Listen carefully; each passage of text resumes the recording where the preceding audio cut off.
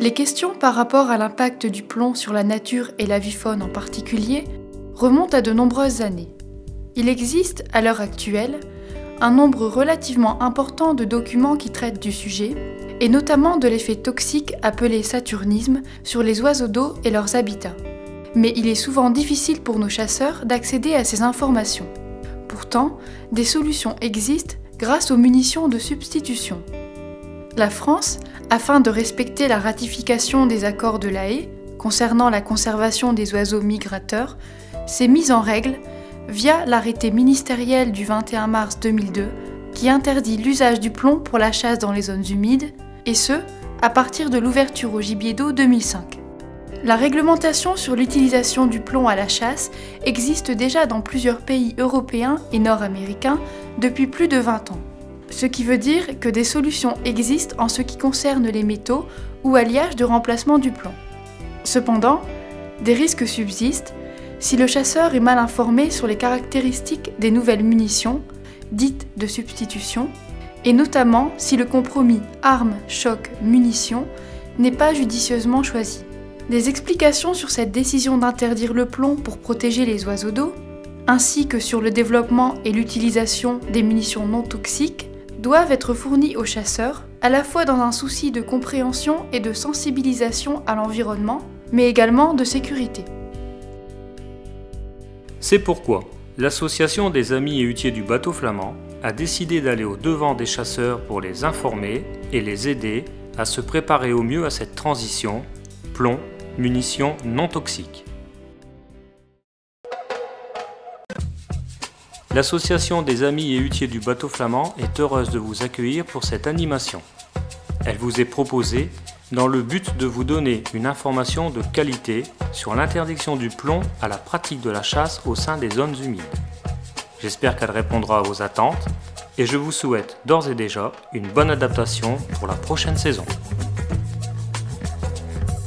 Notre intervention est destinée à vous aider au mieux à cette transition, pour que chacun puisse continuer à vivre sa passion sereinement, dans le respect de l'environnement et de la législation.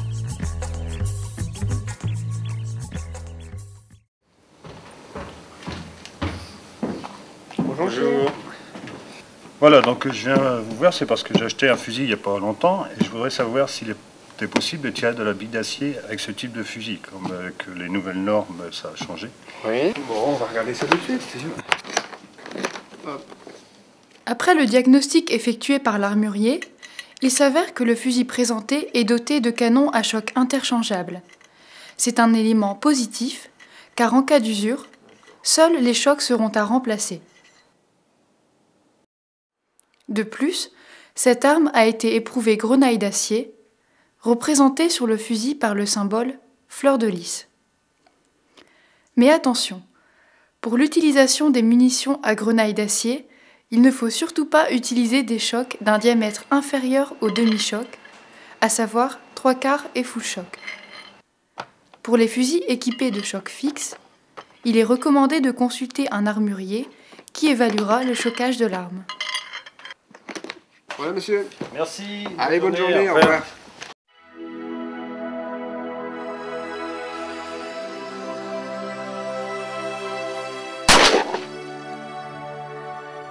Avec ce test sur eau, à 30-35 mètres, que ce soit avec une cartouche à grenaille de plomb ou avec une cartouche à grenaille d'acier, la taille de la gerbe sur l'eau est sensiblement identique.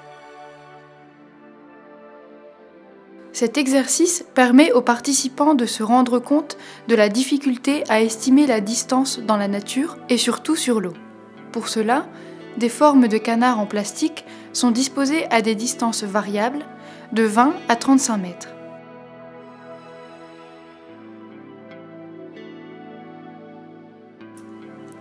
Le but des tests qui suivent est de vérifier le groupement des différentes munitions en fonction des distances. Ces tests s'effectuent sur cible fixe à distance variable, 25, 35, 45 mètres. Pour les tests suivants, l'arme est choquée demi-choc et les munitions chargées numéro 6, 32 grammes.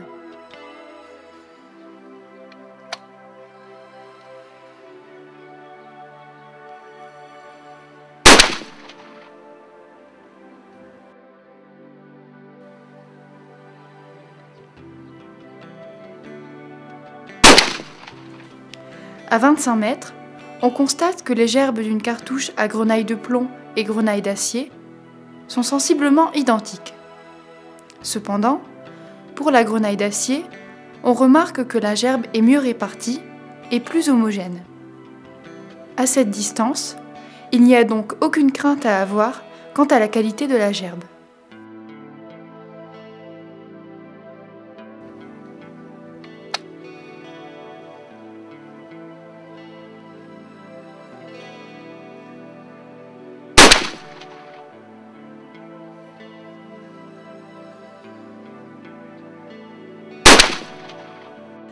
À 35 mètres, comparativement au plomb,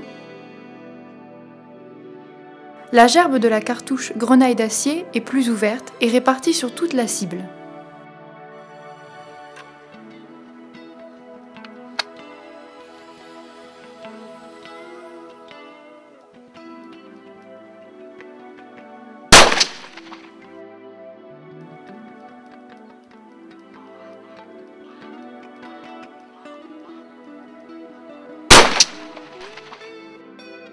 À 45 mètres, quelle que soit la munition utilisée, on constate de nombreux trous dans les gerbes respectives.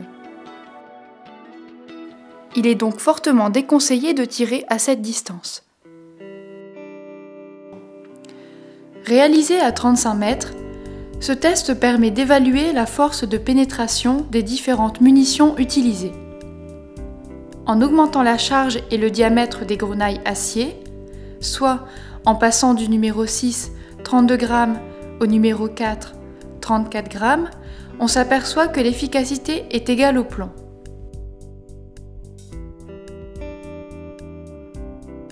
Un essai pratique sur annuaire téléphonique illustre parfaitement ces propos. Une cartouche chargée de 34 grammes de grenaille numéro 4, 11 billes d'acier perce 140 feuilles.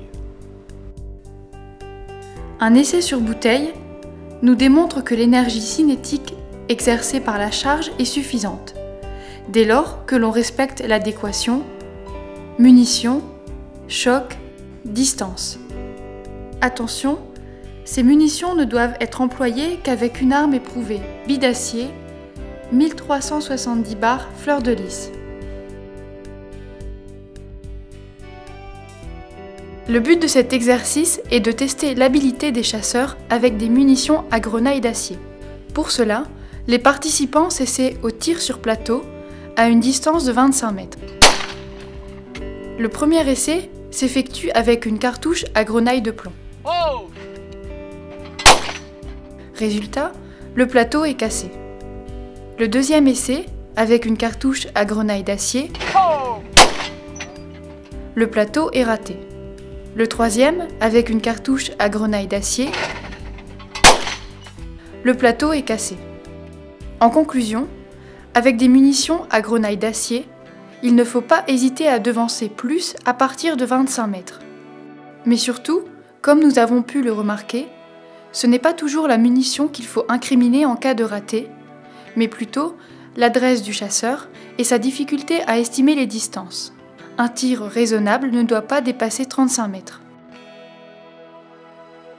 Nous ne pouvons refermer ce dossier sans aborder les autres types de cartouches dites non toxiques. Ainsi, il existe les cartouches chargées de grenaille au bismuth, matériau qui a une densité légèrement inférieure au plomb et qui sont recommandées pour les fusils dits anciens, à savoir chambrés en 65 et 67 mm, éprouvés 900 bars et qui ont une efficacité similaire au plomb. Viennent ensuite les munitions appelées Tungsten Matrix qui ont une densité égale au plomb, puis les Heavy Shot qui ont une densité supérieure au plomb et dépassent toutes les autres en matière de qualité de gerbe, pénétration et énergie cinétique, y compris celles chargées au plomb.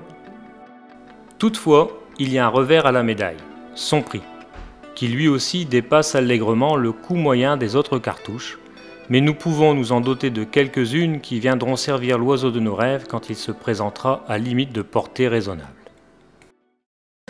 Votre association, dans son souci permanent de permettre de pratiquer votre loisir en toute sécurité, ne saurait se substituer à l'homme de l'art qu'est votre armurier. N'hésitez surtout pas à le consulter. Espérant avoir répondu à la majorité de vos interrogations, nous vous souhaitons une bonne saison au sans plomb.